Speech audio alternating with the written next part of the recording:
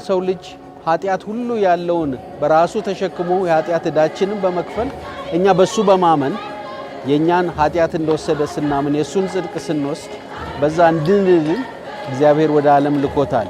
ስለዚህ ጌታችን ኢየሱስ ክርስቶስ መወለድ አማኑኤል ተብሏል። አማኑኤል እግዚአብሔር ከኛ ጋር። ኢየሱስ ክርስቶስ መወለድ በምድር ለሰራው ስራ ለሞቱም ከዛ ለትንሳኤውም ዛሬ ለሰራውም ስራ ያ መጀመሪያው መነሻው ስለነበረ ትልቅ በዓል ነው። ከጠቢባን ሰውረህ ለእኛ እንዴት ገለጥከው የማዳን ጥበብ አይምሮን የሚያልፈው በግርግም ሲወለድ የዓለም መድኃኒት ለእኛ ኃይላችን ነው ለዓለም ሞኝነት።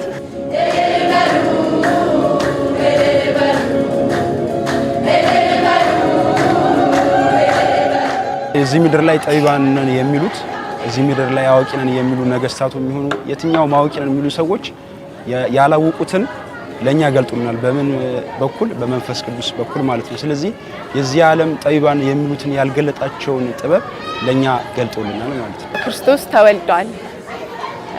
አምላክ ሆኖ ግን ዝቅ ብሎ ራሱን አሳልፎ ሰጥቶናል። ይሄም ስጦታችን ነው ለኛ። በበረት ተወለደ። የምስራቹ የተነገረው ለእረኞች ነበረ፣ ምስኪን ለተባሉ ሰዎች ነበረ።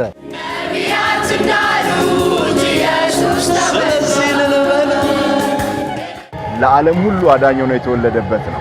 ስለዚህ ለየት የሚያደርገው ለኢትዮጵያ የወንጌል አማኞች የጌታችን የመድኃኒታችን የኢየሱስ ክርስቶስ መወለድ የሰውን ልጅ ከሞት ወደ ሕይወት ለማሻገር እግዚአብሔር መንገድና በር ያዘጋጀበት ትልቁ ስጦታ ነው ማለት ነው። እንደ ክርስቲያን ደግሞ እኛ ኢየሱስ ክርስቶስ ሲወለድ ይህን ስጦታ የምንቀበልበት መንገድ፣ ይህንን ስጦታ የምናስተናግድበት ኢየሱስ ክርስቶስ ወደዚህ ምድር ሲመጣ የጠፋውን ለመፈለግ ነውና የጠፋውን ለመፈለግ ሲመጣ እኛም ደግሞ ይህ ሕይወት የሆነውን ክርስቶስ ተቀብለን የሕይወታችን ቤዛና ጌታ አዳኝ አድርገን ማስተናገድ መቻል አለብን።